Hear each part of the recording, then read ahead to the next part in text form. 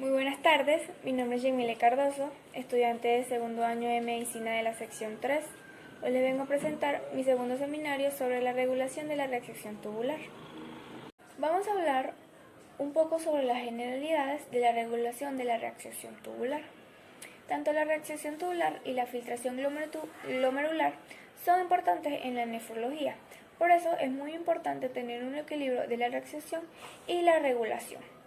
Cuando hablamos de filtración nos referimos a los glomérulos y en cambio cuando hablamos de la reacción nos referimos a las diferentes partes del túbulo y los capilares que los rodean. Para su regulación el cuerpo cuenta con varios mecanismos de control, los cuales son nerviosos, hormonales y locales. Ahora bien, pasaremos a hablar a lo que es el equilibrio glomerulotubular. ¿Qué es esto? Es la capacidad intrínseca de los túbulos de aumentar la subreacción en respuesta a una mayor carga tubular. Esta mayor carga tubular es dada por una mayor filtración glomerular. Es decir, que el equilibrio glomerulotubular no es más que el aumento de la reacción al aumento de la filtración glomerular. Este aumento de la reacción es muy importante porque ayuda a evitar la sobrecarga en los segmentos más distales del túbulo renal cuando aumenta la filtración glomerular. Por eso, si el aumento de la filtración y la reacción se mantiene constante, existirá una excreción de sustancia mucho mayor. Se dice que el mecanismo se debe a los cambios de fuerza física en el túbulo y en el intersticio renal. Hoy hablaremos sobre estas fuerzas físicas, que son las fuerzas físicas peritubulares e intersticiales. Entonces la fuerza hidrostática y la colismosmótica gobiernan el grado de la reacción a través de los capilares peritubulares, a la vez que controlan la filtración de los capilares glomerulares. Entonces su fórmula, por así decirlo, entonces la reacción es igual al coeficiente de filtración. Es el producto de la permeabilidad por el área superficial del filtro de los capilares por la fuerza de reacción neta, que es el resultado de la presión hidrostática capilar peritubular y la presión colismótica capilar peritubular, la presión hidrostática del líquido intersticial y la presión colismótica del líquido intersticial. Entonces vamos a recordar que toda fuerza hidrostática de un lugar va a tratar de expulsar líquido. Entonces los capilares van a tener fuerza que van a oponerse a la reacción y esas son las fuerzas de salida, las cuales son la presión hidrostática capilar peritubular y la presión colismótica del líquido intersticial. Son fuerzas que se van a oponer a la reacción, como pueden ver en la imagen que está allí.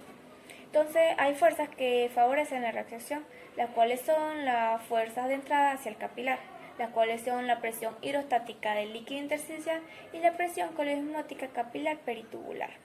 Ahora bien, hablaremos de lo que es la regulación de la fuerza física en el capilar peritubular. Va a haber dos determinantes de la reacción capilar peritubular. Primero va a estar lo que es la presión hidrostática capilar peritubular, que va a estar influida por la presión arterial y la resistencia entre la arteriola aferente y eferente.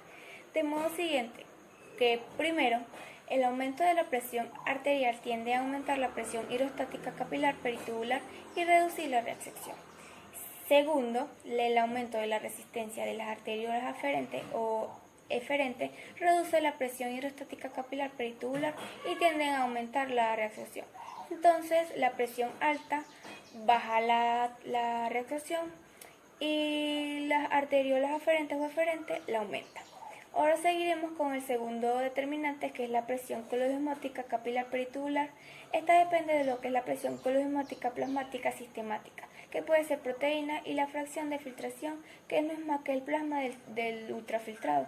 El plasma es el líquido intersticial. De modo siguiente, que primero, que si la presión colismótica plasmática aumenta, la presión colismótica capilar peritubular aumenta también. Entonces, si la presión peritubular aumenta, va a aumentar la fuerza de entrada y por eso aumenta la reacción. Entonces, lo mismo pasa con el aumento de la fracción de la filtración. Si aumenta, se va a filtrar más plasma y mientras más plasma se filtra, más concentrados de proteínas va a haber en el capilares peritubulares y en consecuencia aumenta la reacción. Por último está el coeficiente de filtrado. A mayor coeficiente, mayor reacción, y también lo contrario, a menor coeficiente, menor reacción. Entonces a mayor coeficiente, mayor reacción, y a menor coeficiente, menor reacción. Ahora les voy a hablar lo que es la presión hidrostática y colismótica en el intersticio renal. Mientras voy explicando, vayan viendo la imagen que está ahí para que tengan una mejor comprensión del tema. Entonces empecemos. Algo que debemos de saber es que las alteraciones en el capilar peritubular afectan al intersticio. Hay situaciones en las que disminuye la reabsorción con un aumento de la presión hidrostática peritubular y una disminución de la presión colodesmótica peritubular. Esto disminuye la captación de líquidos y solutos del intersticio hacia los capilares. Esto aumenta la presión hidrostática intersticial y también reduce la presión colodesmótica intersticial, ya que el aumento del líquido intersticial por la incapacidad de pasar por el capilar peritubular genera la dilución de lo que son las proteínas.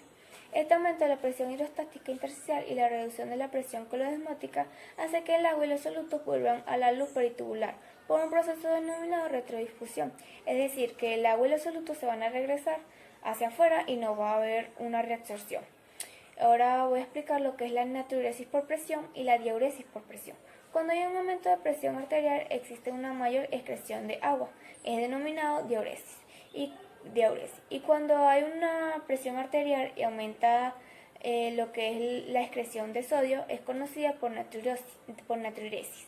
Estos dos mecanismos van de la mano y se deben a tres mecanismos, los cuales son un aumento ligero del flujo sanguíneo y la filtración glomerular, un aumento de presión hidrostática capilar peritubular y la disminución de la formación de la angiotensina 2. Esta es una hormona que voy a nombrar más adelante. Ahora pasaremos a lo que es el control hormonal de la reabsorción. Las principales hormonas son la aldosterona, la angiotensina 2, la hormona antidiurética, el péptido natriurético auricular y la hormona parotidia. Pasaremos a lo que es la aldosterona. Se produce en la corteza suprarrenal en la zona glomerular y su lugar de acción son las células principales del túbulo distal y el colector. Su efecto en la reabsorción es absorber el cloruro de sodio y el agua y secreta lo que es el potasio. Los estímulos para su producción es el aumento del potasio extracelular y el aumento de la angiotensina 2. Ahora, la hormona angiotensina 2 proviene de la renina y es producida por las células glomerulares. Su acción es en el túbulo proximal, en el asa ascendente gruesa de Henle y en el túbulo distal y colector. Sus efectos causan una mayor reabsorción de sodio, cloruro, agua y secreta lo que es iones de hidrógeno. Sus estímulos para su producción es la disminución de la presión arterial y la disminución del volumen de líquido intracelular, o también se estimula por pérdida de sal. La hormona antidiurética se produce en el hipotálamo, pero se almacena y secreta en la neurohipófisis. Su lugar de acción es en el túbulo distal y en el túbulo colector. Tiene un efecto en las acuaporinas, que ya sabemos que reabsorbe agua. Sus estímulos para su producción son un aumento a la osmolaridad plasmática y también la disminución de la volemia y la presión arterial. Un dato muy interesante de esta hormona es que el alcohol inhibe la producción de ella, y por eso que las bebidas alcohólicas nos dan muchas ganas de ir al baño, ya que no produce la reabsorción al agua por la inhibición de esta hormona y puede causar lo que es la deshidratación. Ahora viene lo que es el péptido natriurético auricular. Es producida por el miocardio auricular. Su acción es el túbulo distal y túbulo colector.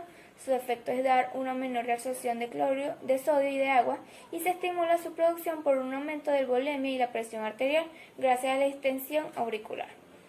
Ahora viene lo que es la última, que es la hormona parotidia.